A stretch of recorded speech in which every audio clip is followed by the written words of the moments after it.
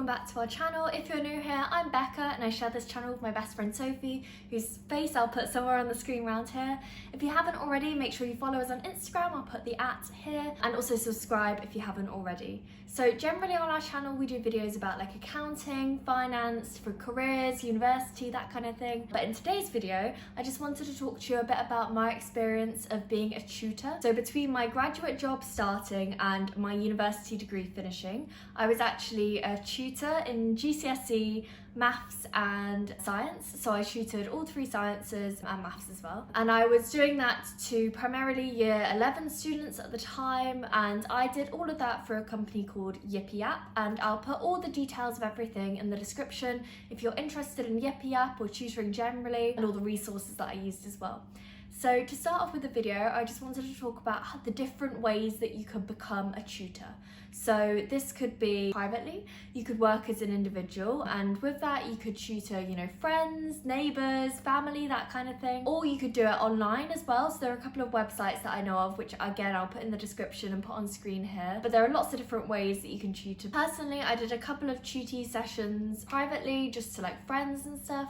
So my brother was actually in year 11 when I was tutoring too, so he's a 6-year age gap between us. So that actually worked out perfectly because I could help tutor his friends. But alternatively, like neighbours, that kind of thing would be good. I always used to see tutor signs on like pin boards and stuff around the village, or in the post office. I know sometimes they have like a board where you can stick signs and stuff like that. So that might be a good way of doing it. Also sharing it on Facebook, getting parents to share on Facebook, your friends, that kind of thing. That's how you can start to build up a clientele. Or alternatively, like I said, you can tutor online, so do like Zoom sessions or team sessions with different people, and you could again do that yourself or through a company, or you could tutor in person for a company like I did. So like I said, the company was called Yipiyap. That's young people inspiring young aspiring people or something like that. So with that company I went into my old school actually, and I was able to tutor in GCSE there. Although what I would say is it's really good to pick a niche. So if you're particularly good at maths or particularly good at science or anything like that, I'd try and like stick to like one or the other. Or again with like art, you could tutor in drama,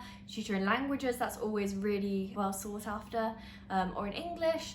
And also if you're going to tutor someone for a specific exam, I'd also make sure that you've got like the syllabus of that exam and what you need to cover as well. Or if they come to you with like specific topics, or say if you're trying to teach a language and they want it for a particular reason, make sure you know like the reason basically why you're tutoring someone and what their end goal is what I'm trying to say. So as always, I'll put the timestamps for all the different sections into this video in the description. But right now I just wanted to talk about how you are able to create resources, or how I was able to and what I did.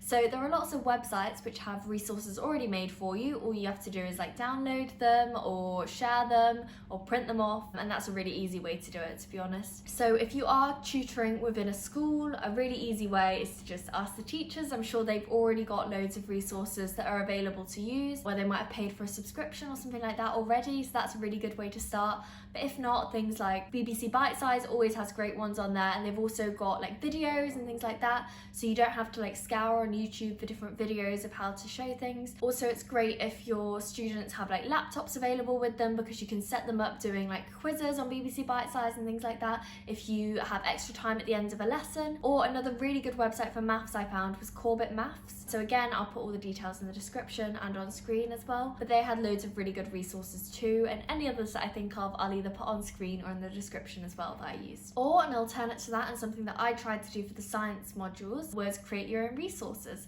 So what I was doing was getting the textbooks, the GCSE textbooks that they had for their specific exam boards, so like AQA, EdXL, OCR, and I'd look exactly what was in the textbooks and basically create like my own work papers for that. So it could be done at home or also in lessons, and you'd go through the textbook and you'd like pick out all the key pieces of information.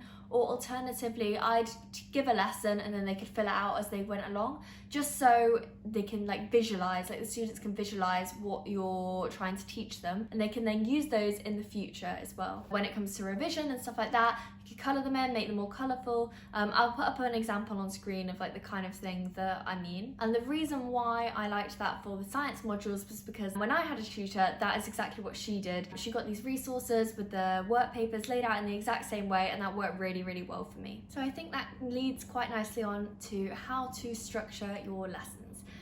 So there are various ways to do this, and I'd always preface this by saying obviously every child is different, and the more you get to know your students, the better you'll know like how they learn, what they enjoy doing. And if you don't know straight off the bat, then just ask them. You know, I'm sure they'll be really honest with you. If you have like multiple students, like 5, 10 in a class at once, you could always do like a questionnaire that they can fill out, like with just like 1 to 5 or something, and you can input that into Excel and determine like what the best things are that they enjoy. So the first thing that I'd say is work out how much time you have with them. So is the session half an hour?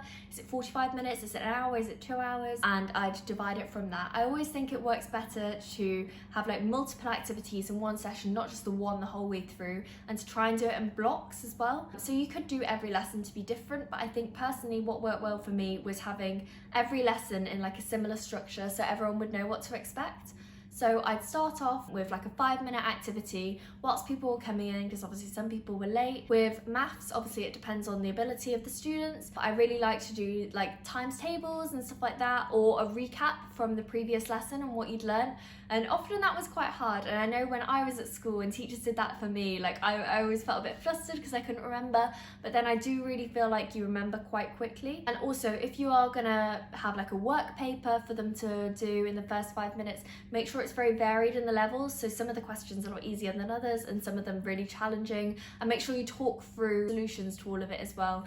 Again, it should just take like 5-10 minutes at the start of the lesson, but dependent on the time that you've got, obviously you could make it longer if you wanted to. I think that's always like a good way to start everyone off. So yeah, times tables, you could do a recap of last lesson, a word search, or like any of the like more fun activities, not just like a boring piece of paper. I think it's always good to have some more personalized activities, and again dependent on like how much time you have with the student, if you're tutoring them maybe for 10 weeks versus for the whole year. I think it is also good to get like other skills out of them as well. So if they feel comfortable and it's possible, you could get them to, you know, give a presentation or write a speech for something to develop on their like speaking and listening skills if you were tutoring in English. But yeah, my main tip would be to keep it very varied and have lots of different activities.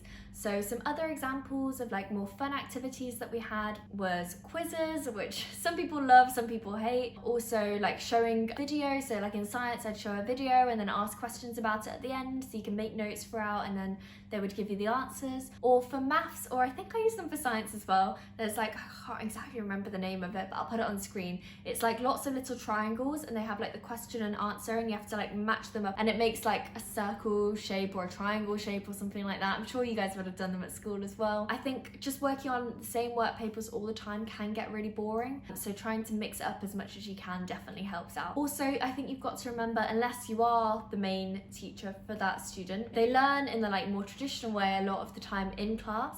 So if you can then provide like a different way of learning with the same content that they're learning in class or different, I think that always works really well as well. Okay, and then I just wanted to talk a bit about my experience of tutoring. So like I said, it was through the company Yipiyap. So the way I found out about them was I actually messaged my old college actually. So it started off with one of the students when I was at school helped out with us like writing personalized statements and things like that, and like getting into university. And I thought, I've got this time between a university finishing in around July and my graduate job starting in January. And that wasn't always meant to be the case. It was primarily due to COVID. But again, due to COVID, I couldn't travel or anything like that during that time.